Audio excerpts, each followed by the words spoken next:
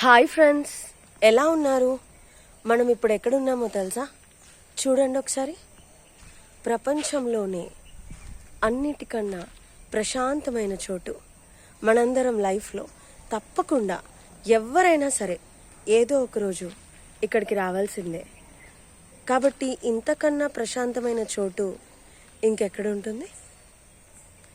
అందుకే ఒకసారి నాకు రావాలనిపించింది.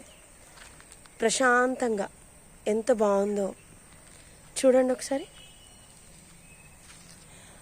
అసలు ప్రశాంతమైన చోటు అని ఎందుకన్నాను ఒకసారి చెప్తాను చూడండి.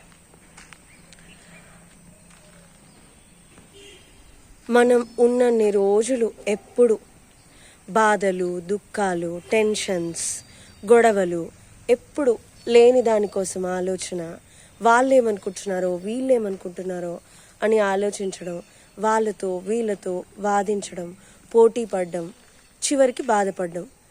అదే ఇక్కడైతే అలాంటి గొడవలు ఏముండవు. అసలు ఎంత ప్రశాంతంగా ఉంటుంది.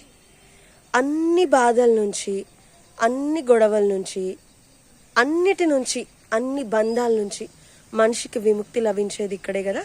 అందుకే నా దృష్టిలో అన్నిటికన్నా ప్రశాంతమైన చోటు ఇదే. అందుకే కదా శివుడు ఎక్కడుంటాడు?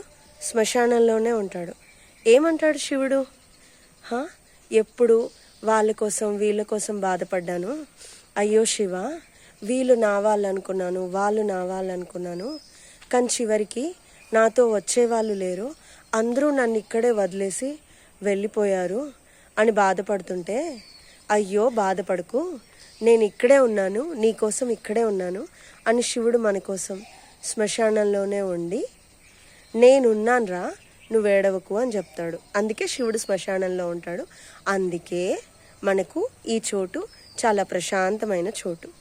మనిషికి జీవితం గురించి అర్థమయ్యేది, అసలు తన వాళ్ళెవరు అని తను తెలుసుకునేది ఇక్కడే కదా. సో అందుకే this is the most beautiful place in the world, in my opinion. మరి మీరేమంటారు? ఈ ప్రపంచంలో అన్నిటికీ ఎక్స్పైరీ డేట్ ఉంటుంది. దానికి ప్రూఫ్ ఏంటో తెలుసా? ఇదే. So in this world everything has an expiry date. Everything is temporary, nothing is permanent in this world. ఓకేనా? సో ఈ వీడియో కనుక మీకు నచ్చితే please like, share, subscribe. Thank you. Bye.